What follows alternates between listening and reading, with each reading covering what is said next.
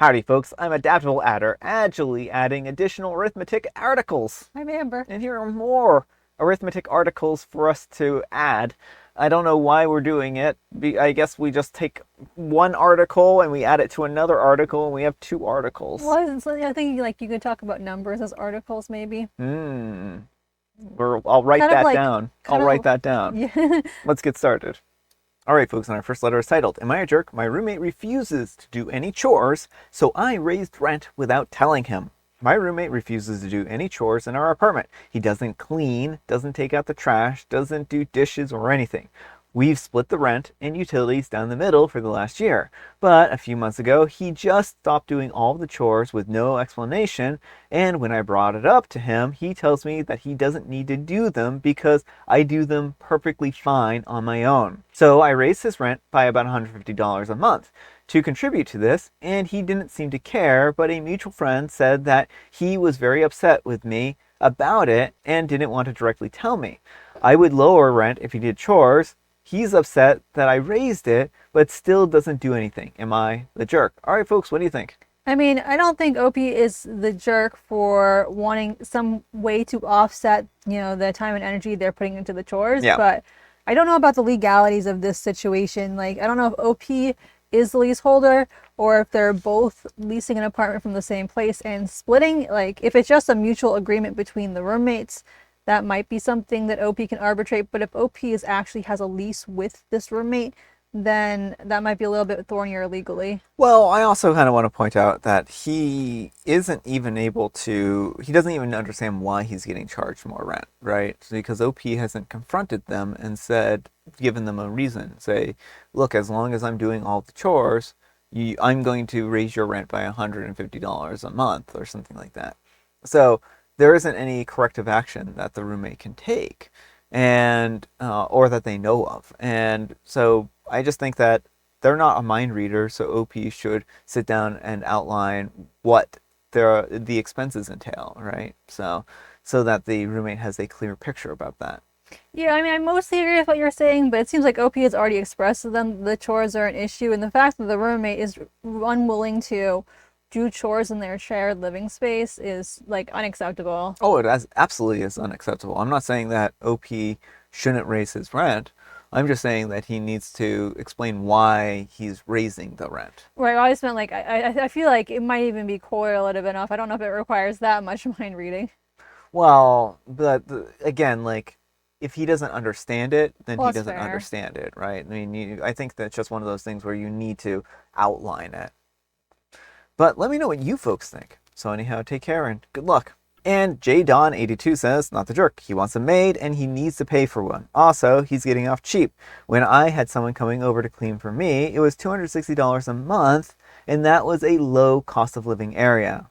And Labrador Deceiver says, actually, that's not a bad idea.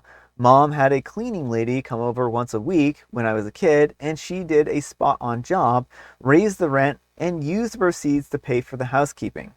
My housemate has a blind spot for any chores that his mom used to do for him, so getting him to wash a dish could be a 6-hour shouting match. There were a few times when I wanted to hike a share of the utilities so that we could bring in a cleaner. All right, folks, and our next letter is titled, I'm a 25-year-old female and my boyfriend, a 27-year-old male, wants a clean house but refuses to clean. Just typing out the title to this post has made me feel like a basket case, so here we go. When I first met my boyfriend, it was immediately apparent that he was a disorganized person and messy. He was very clearly comfortable / unembarrassed by this, and I'm relatively easygoing regarding clutter and piles of things like books and mail stacking up, so I didn't see this as a negative. He was so sweet and caring, and we really connected on everything. In a weird way, it feels comforting to me when I walk into someone's home and I see little messes. It's like I can see the trace of how they've gone about their day / week, and it feels very human. Maybe that's a strange thing, but whatever. I personally have a weekly maintenance cleaning schedule that I stick to. For example, I clean the bathroom on Thursdays, and then I do laundry on Tuesdays, etc. I try to spend about 15 to 20 minutes at the beginning or the end of each day ensuring things are back in their place, dishes done, etc. This is a simple system that works for me. We've had so many discussions about this prior to moving in together, so I thought that we were on the same page. Do your best to clean up after yourself. We're in this together as partners, and we can help each other out as needed. A house should look lived in, and that's okay if things get a little messy and out of hand from time to time. Also, I like doing the laundry, so I agreed to take on that responsibility 100%.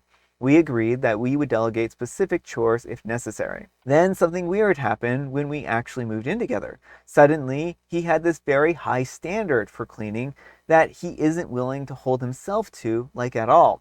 The house is a wreck, and I've rapidly learned that if I don't clean it, then it won't get cleaned. The kitchen counters are full of junk that I can't even put down a cutting board. The couch is sometimes so cluttered with junk that I can't even sit down. It's just bad and frankly overwhelming. This is a mess far beyond what I've ever witnessed at his house before we moved in together. The worst part is that he gets upset with me for things like leaving an empty soda can out on the counter overnight, forgetting to clean a pot when I'm doing the dishes, or forgetting little plastic razor blade caps in the shower. Meanwhile, these little things are like blips in a sea of filth and destruction that he always is setting off across the house. He says I lack initiative and I'm just not seeing what needs to be done and doing it. But the truth is, if I did everything that needed to be done, I'd be running around like a maid all day long, on top of my full-time job, to clean up messes that I'm not making. I can be supportive and pick up things here and there, which is what we agreed to do for each other when things get out of whack, but this is truly extreme. When I try to explain this to him and ask why he isn't seeing and doing what needs to be done, he says that I'm being defensive and not taking responsibility. I've tried to come up with a list of chores that we can do individually, but he refuses to maintain a schedule of any kind. I'm at the end of my rope and I feel like some terrible trick has been played on me. Did I set myself up for failure? Does anything I have described come across as a failure on my part to communicate effectively? I love this man so much, and if it weren't for the household issues, we would have a great relationship. I'm just feeling pretty defeated and confused and would love to hear some additional perspectives. All right, folks, what do you think? I think it would be best if you broke up with him. I understand you love him, but it's clear he does not love you. A person who loves you does not manipulate you and bring you into a living situation under false pretenses. He showed you, yes, he was like disorganized before you moved in, but you said these messes are beyond anything you ever saw. He knows how to keep a house somewhat clean, Yeah. and he is actively choosing not to because, hey, he's got you around. And the audacity of him to turn, anytime Opie tries to confront him about the messes he's creating, he turns it around on her and is like, you're not taking initiative. Yeah. Why would she take initiative to clean his messes? This man is not a good partner. Yeah.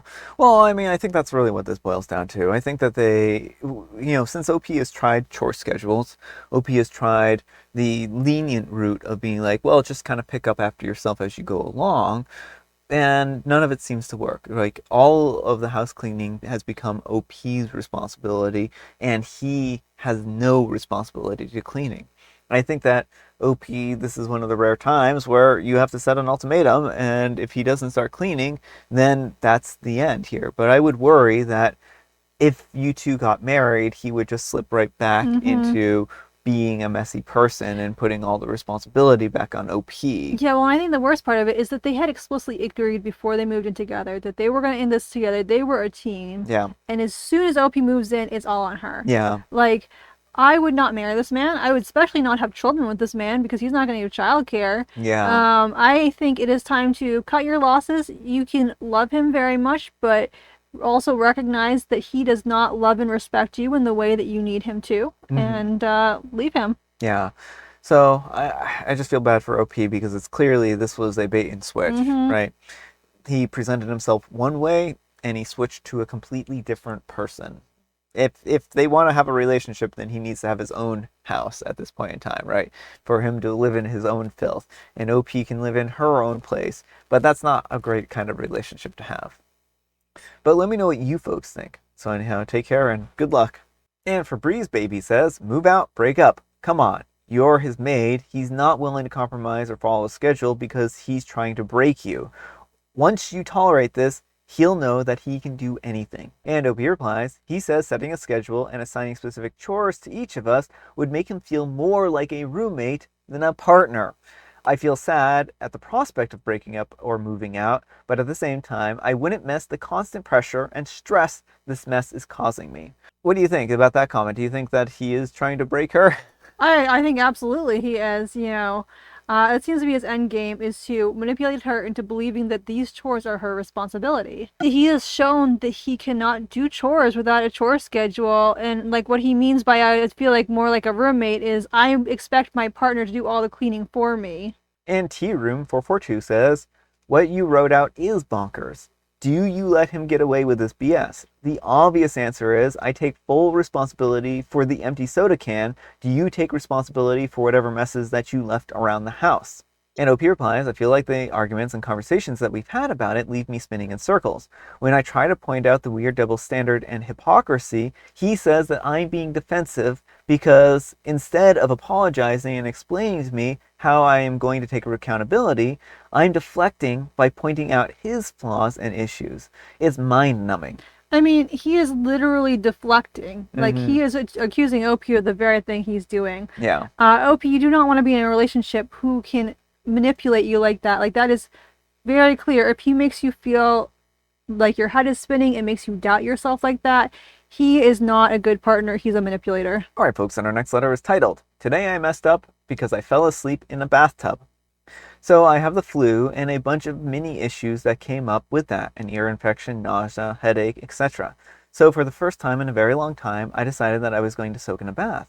I have like 3 bath bombs in the back of my bathroom cupboard that I've had for maybe about 2 years because I usually shower, not bathe, and decided that I wanted to get the glittery peach one. To my horror, and apparently my husband's, that peach glitter bath bomb is neither peach nor glittery, but the closest red that I've ever seen to blood.